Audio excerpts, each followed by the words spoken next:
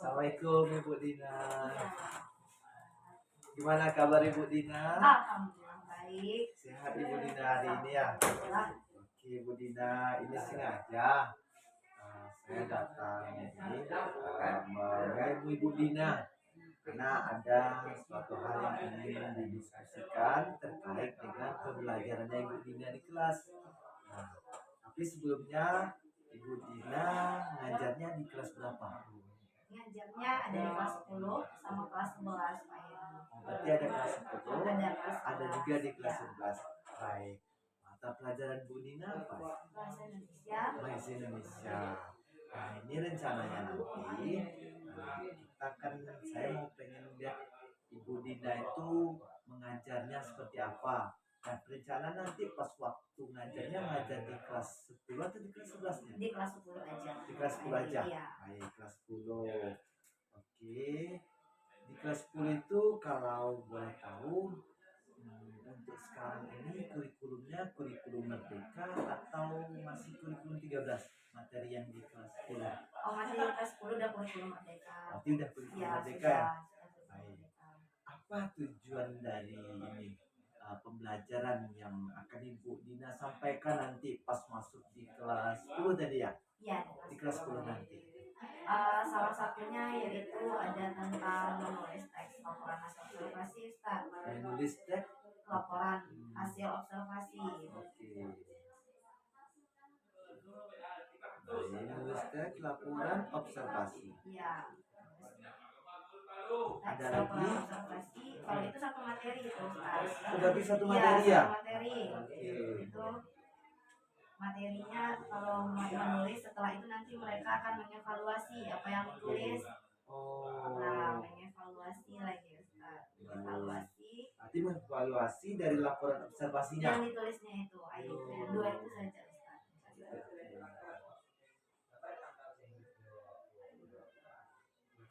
Baik. Berarti ini tujuan pembelajaran yang akan dicapai oleh anak kelas 10 ya? Kelas 10. Baik. Nah, terus juga yang ingin dikembangkan ini pada waktu pembelajaran terhadap peserta didik, area pengembangannya yang tidak dicapai itu dalam hal apa gitu? Ya, yang hendak dicapai itu tuh keterampilan menulisnya, Ustaz. Oke, keterampilan menulisnya. Nah, keterampilan menulis mereka itu kan mereka bisa menampilkan hasil tulisannya, boleh itu nanti dibaca oleh teman-temannya atau nanti ditempel di papan mading. Jadi bisa dilihat. Kalau tes laporan hasil observasi ini kan berdasarkan pembelajarannya dia namanya saja observasi. Jadi mereka juga bisa observasi langsung. Oh, berarti mereka ke lapangan gitu ya? Iya, mereka ke lapangan. Jadi mereka lihat, baru mereka tuliskan dari mereka susun apa yang akan mereka sampaikan. Jadi setelah itu nanti baru mereka bisa tampilkan, apakah ditampilkan di depan kelas, boleh juga ditampilkan di mading juga boleh, atau di share ke teman-temannya juga boleh. Berarti pengembangannya itu yang pertama keterampilan mereka menulis, kemudian juga bagaimana mereka bisa ini menyampaikan, memperlihatkan hasil tulisan mereka itu satu pada yang lainnya. Mampu bahasanya itu ya, menunjukkan hasil mereka, pokoknya mereka punya kemampuan gitu ya, mempresentasikan. Mempresentasikan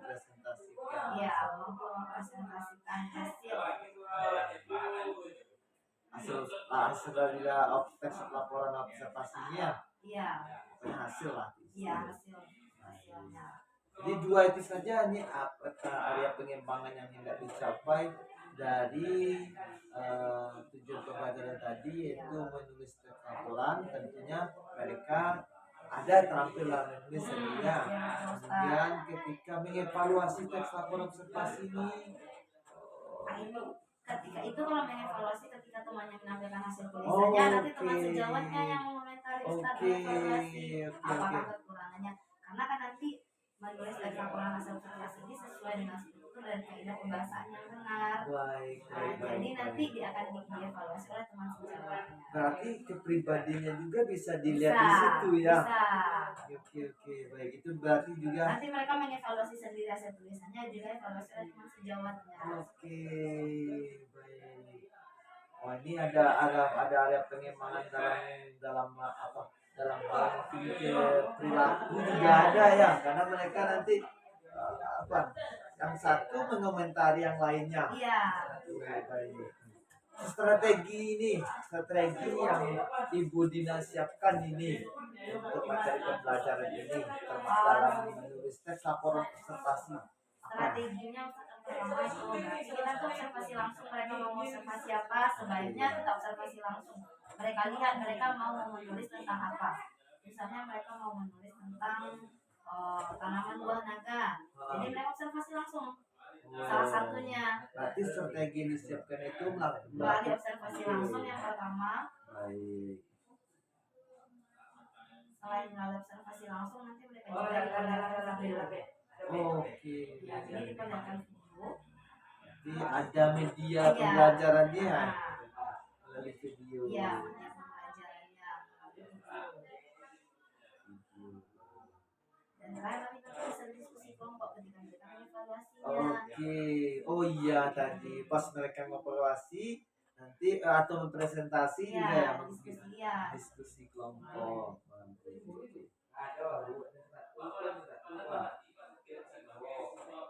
Baik Bu Dina, nanti dari yang sudah ini saya tanyakan ke Bu Dina terkait nanti apa pas waktu pelaksanaan pembelajarannya, kira-kira kapan Ibu Dina ngajarnya ini?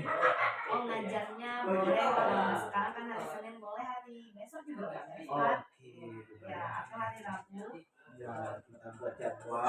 Terus nanti saya masuk ke ruangan Ibu Dina melihat proses pembelajarannya nanti. Kemudian juga ada 3 poin tadi yang sudah saya tanyakan ke Ibu Dina.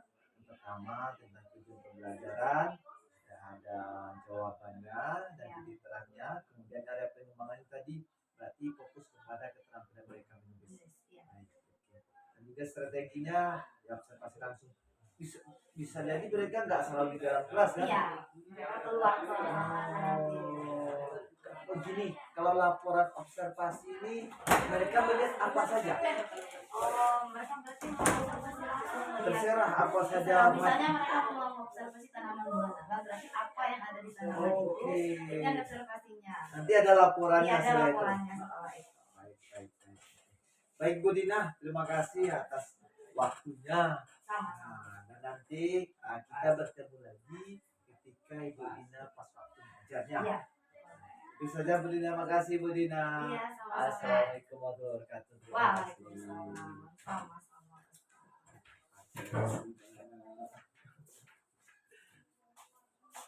Nanti kita terlambat sedikit ke masjidnya, nggak apa-apa ya.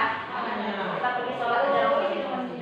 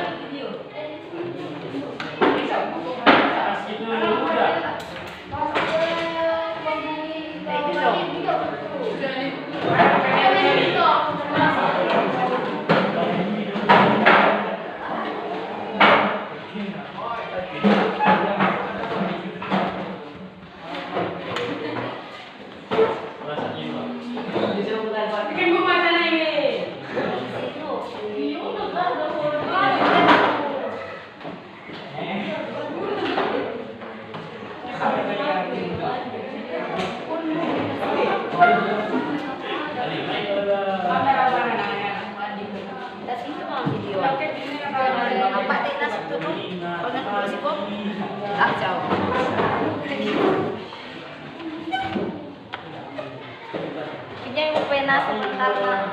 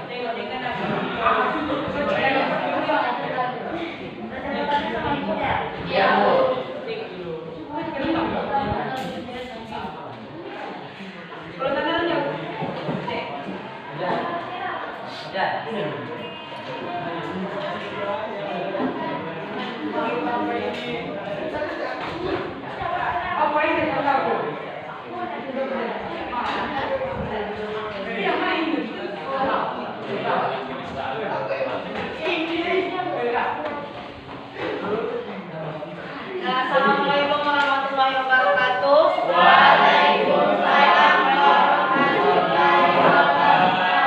Bagaimana anak ibu? Masih semangat? Masih. Nah, hari ini ketemu lagi kita di pelajaran bahasa Indonesia. Nah, sebelum kita masuk ke dalam pembelajaran, akan ibu ambil daftar hadirnya sebentar. Hari ini ada yang tidak hadir? Komplit. Kita ada 22 orang. 1, 2, 3, 4, 5, 6, 7, 8, 9, 10, 11, 12, 13, 14, 15, 16, 17, 18, 19, 20, 21, 22. Nah, berarti hari ini semuanya hadir.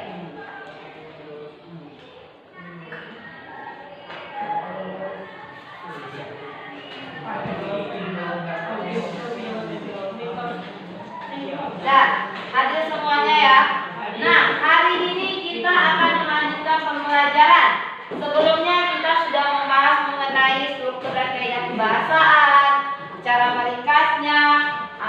Sekarang hari ini kita akan masuk ke dalam memproduksi teks LHO. Kita akan masuk ke dalam materi berikutnya, yaitu tentang memproduksi teks LHO atau teks laporan observasi. Nah, Ananda Ibu, kemarin kita sudah membahas strukturnya, kaidah pembahasannya, ada beberapa. Nanti dalam memproduksi teks laporan hasil observasi ini, Ananda harus bisa membuat satu buah teks LHO berdasarkan struktur dan kaidah kebahasaan yang benar, yaitu yang dibahas kemarin. Nah, bagaimana strukturnya? Strukturnya kemarin ada berapa? Ada 4. Ada pernyataan umum, deskripsi bagian, ada deskripsi manfaat, ada penutup atau kesimpulan. Begitu juga dengan kaidah kebahasaannya kemarin, ada beberapa, ada kalimat definisi, klasifikasi, dan sebagainya. Nah, sebelum nanti Ananda akan dibagi menjadi beberapa kelompok, jadi memproduksinya secara berkelompok dulu, nanti baru secara individu. Nah, kita coba secara berkelompok dulu nanti. Nah, sebelum itu ada beberapa langkah dalam memproduksi teks LHO tersebut. Nah, yang pertama, tentukan tema kegiatan observasi. Nah, sebelum melakukan kegiatan observasi atau membuat teks LHO, kita harus tentukan dulu tema yang akan kita ambil itu apa. Apakah dalam bentuk makanan atau misalnya apa lagi? Minuman, tumbuhan, hewan, maupun proses terjadinya fenomena alam. Artinya apa? Sebelum kita membuat teks observasi, kita lihat dulu tema apa yang kita ambil. Misalnya tentang makanan, apa makanan yang kita ambil. Kalau tentang tumbuhan, misalnya seperti sekitar kita ada apa? Ada buah naga, ada pohon mangga, misalnya. Kalau hewan, mau observasi tentang apa kita? Misalnya tentang burung cendrawasih, harimau, apa lagi? Jadi tentukan temanya terlebih dahulu ketika kita akan memproduksi teks laporan hasil observasi tersebut. Nah, yang kedua, observasi. Nah, setelah kita menentukan temanya, kita lihat dulu tujuannya untuk apa. Kalau tidak ada manfaatnya pasti tidak akan kita lakukan penelitian kan? Nah, makanya kita lihat dulu apa tujuan kita untuk memproduksi tes RHO tersebut dan melakukan observasi tersebut, apa tujuannya. Yang ketiga, melakukan proses observasi. Setelah kita tentukan temanya apa, tujuannya untuk apa. Misalnya apa? Seperti kemarin kita contoh tes kita apa? Burung gereja. Nah, tujuannya apa? Kita mengetahui tentang karakteristiknya, pola makannya, apalagi habitatnya di mana, apalagi selain itu cara berkembang biaknya bagaimana. Itu dia tujuan yang tadi itu. Setelah kita tahu apa dari observasi kita itu mau kita lakukan apa, nah langsung saja kita cari dulu, kita melakukan observasi tersebut. Pertama kita lakukan mencari tema, yang kedua tujuan, yang ketiga kita lakukan observasi dari tujuan tersebut. Misalnya seperti yang dicontohkan tadi, kita akan memproduksi tes tentang burung gereja. Nah, kita tentukan temanya, sudah dapat temanya tadi itu kan, burung gereja. Nah, kalau kita tentukan tujuannya tadi apa? Apa yang mau kita observasi? Misalnya seperti tadi, cara berkembang biaknya, pola makannya, habitatnya. Nah, baru kita lakukan observasi tentang hal tersebut. Nah, selanjutnya menyusun kriteria aspek yang dilaporkan. Nah, setelah kita melakukan observasi, sudah kita dapatkan data-datanya. Nah, kita menyusun kriteria yang dibahas. Kita deskripsikan berdasarkan tujuan-tujuan tadi, aspek-aspek yang dilaporkan. Otomatis kalau kita melaporkan, kita melihat cara berkembang biaknya, kita kelompokkan dalam cara berkembang biaknya. Satu. Yang kedua, kalau kita melihat karakteristiknya, kita kelompokkan dari karakteristiknya, berdasarkan karakteristiknya. Itu dia. Misalnya paragraf pertama kita bahas tentang secara umum tentang burung gereja kemarin, ya tidak seperti itu? Ya. Paragraf kedua karakteristiknya, ya tidak? Nah, dikelompokkan. Paragraf ketiga pola makannya. Paragraf keempat cara berkembang biaknya, dikelompokkan per masing-masingnya. Nah, setelah itu kita lihat membatasi aspek yang dilaporkan. Nah, kita harus membatasi aspek-aspek apa yang kita laporkan. Kalau dalam tujuan kita hanya ada karakteristik, pola makan, cara berkembang biak, jangan keluar dari 3 aspek tersebut. Jangan sampai nanti kita bahas hal yang lainnya. Makanya harus dibatasi apa yang dilaporkan tersebut. Kalau kita hanya membahas yang 3, jadi yang 3 itu saja yang akan kita laporkan. Tidak ada yang dilaporkan yang lainnya lagi. Makanya harus dibatasi aspeknya. Selanjutnya, mulai mendeskripsikan unsur-unsur yang dijelaskan sesuai dengan aspeknya. Nah, mulai kita mendefinisikan atau mengartikan aspek yang dipilih berupa pernyataan umum. Jangan lupa untuk menggunakan kaidah kebahasaan kalimat definisi. Kalau biasanya dalam pernyataan umum menggunakan kalimat definisi atau tidak? Ya, seperti kemarin contohnya, burung gereja adalah burung yang berasal dari spesies Passeridae kemarinnya itu kan. Nah, makanya kalau kita dalam pernyataan umum itu kita lihat biasanya apa yang diisi dalam pernyataan umum. Nah, kalau dalam deskripsi bagian apa saja? Apa kemarin pada deskripsi bagian? Apa yang dilaporkan? Kalau pernyataan umum, garis besar secara umum tentang aspek yang dilaporkan. Kalau deskripsi bagian, apa-apa saja yang akan kita laporkan. Contohnya, kita akan melaporkan tentang karakteristik tadi. Berarti paragraf keduanya tentang karakteristik. Misalnya ada 2 paragraf juga boleh tentang karakteristik. Selanjutnya, paragraf berikutnya tentang apa tadi lagi? Cara berkembang biaknya. Bahas juga cara berkembang biaknya di sana. Selanjutnya apa lagi? Pola makannya, bahas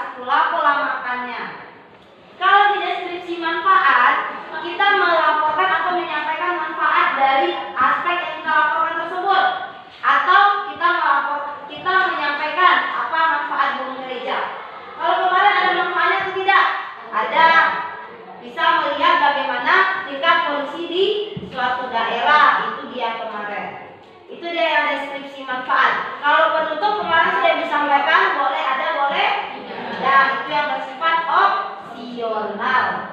Nah, selanjutnya melengkapi teks laporan hasil observasi dengan data dan gambar.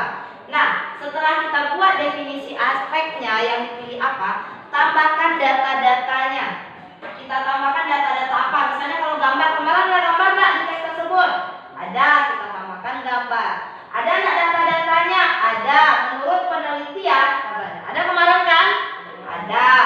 Nah, selanjutnya bisa berupa gambar dan data yang berupa angka yang menunjukkan suatu ukuran. Dan jangan lupa kaidah kebahasaannya. Ada kalimat simple kompleks, antonim sinonim, apalagi konjungsi. Jangan sampai lupa.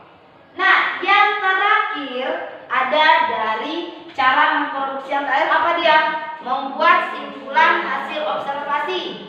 Setelah dilengkapi datanya, kita bisa membuat kesimpulannya. Nah, kita jadikan menjadi sebuah tulisan. Itu dia akhirnya nanti. Kita buat kerangkanya dulu. Pertama kita lakukan observasi. Yang kedua, kita buatkan kerangkanya. Artinya kerangkanya apa?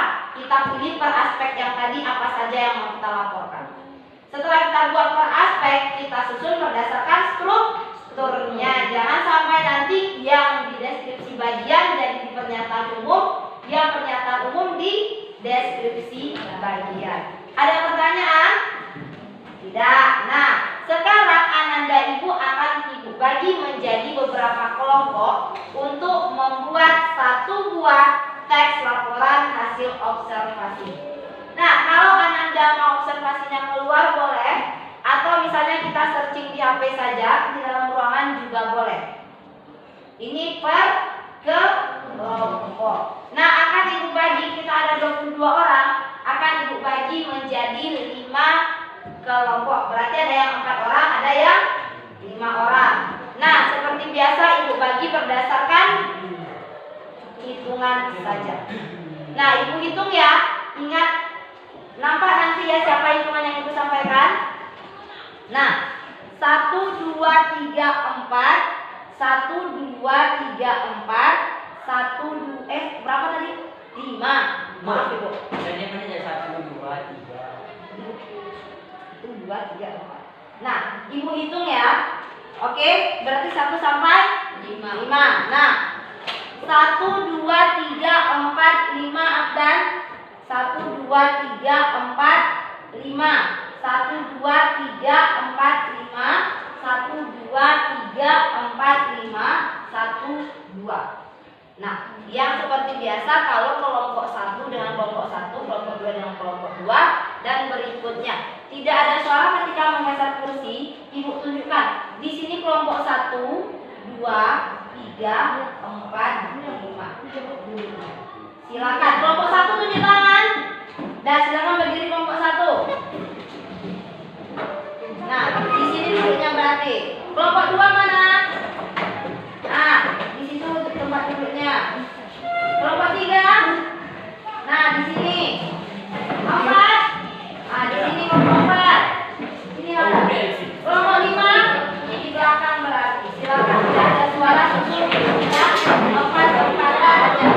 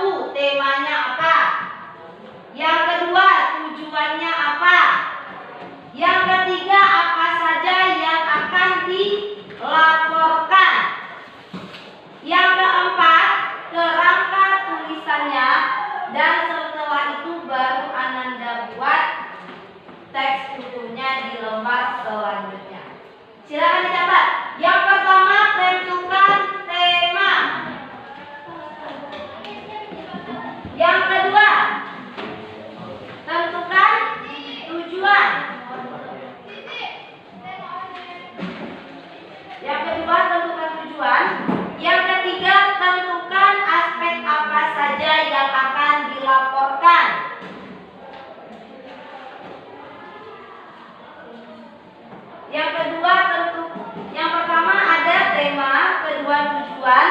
Yang ketiga, apa saja aspek yang akan dilaporkan. Yang keempat, kerangka tulisannya.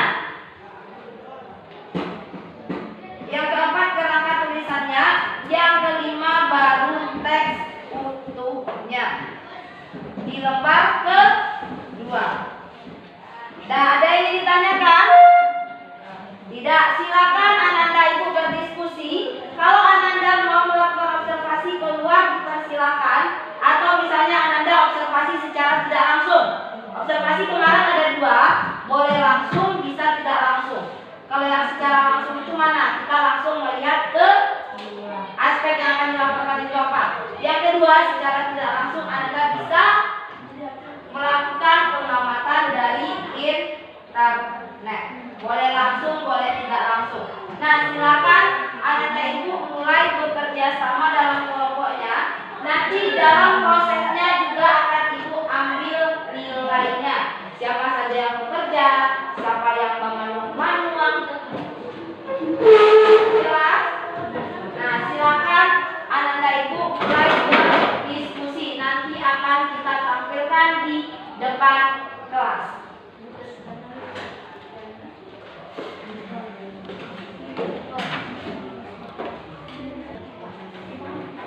Nah, Ananda Ibu silakan dilakukan pengamatannya. Kalau mau keluar juga boleh. Kalau di dalam kelas juga boleh. Atau misalnya lingkungan kelasnya mau Ananda laporkan juga boleh, dipersilakan.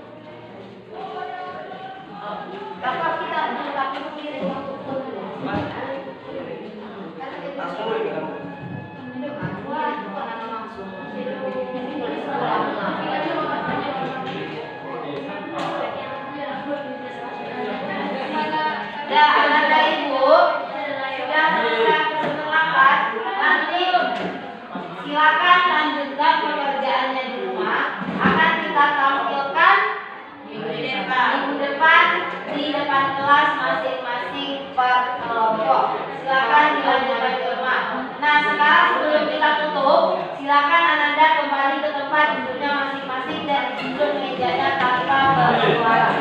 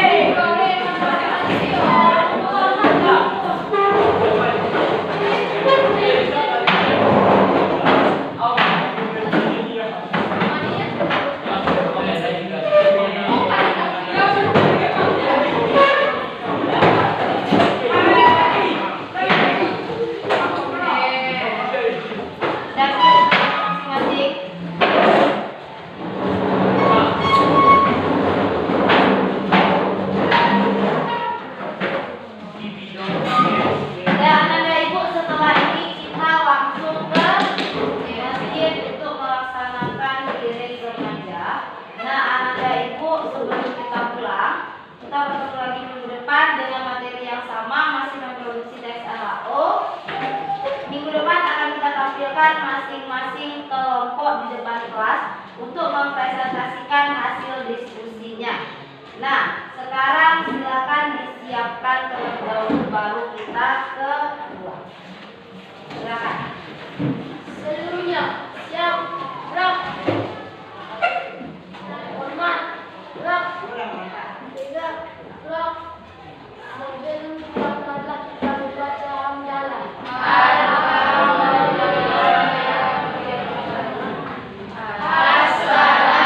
Assalamualaikum warahmatullahi wabarakatuh. Waalaikumsalam warahmatullahi wabarakatuh.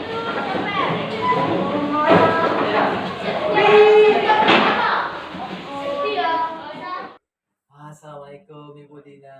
Iya, waalaikumsalam. Gimana kabarnya Ibu Dina? Sehat? Alhamdulillah. Oke Ibu Dina, kemarin kita sudah ketemu dan sekarang kita ketemu lagi. Iya. Kemarin itu pas sebelum Ustaz masuk kelas, kita sudah melakukan sebelum Ustaz melihat Dina di kelas, kita sudah melakukan pembicaraan sebelumnya. Dan juga Ustaz sudah melihat bagaimana pembelajaran Dina ketika di dalam kelasnya. Nah, ini untuk Ibu Dina sendiri nih, ketika pas waktu ngajar nih, kira-kira ada nggak catatan-catatan tersendiri sebagai refleksi bagi Dina nih untuk pembelajaran berikutnya, apa yang harus dilakukan atau kendala atau apalah gitu? Mungkin kalau kendalanya sedikit saja ya Pak Ustadz ya, ketika diskusi itu kita nanti akan tampil kelompok di depan itu mungkin siswa kita itu masih sangat kurang ketika mengeluarkan pendapatnya.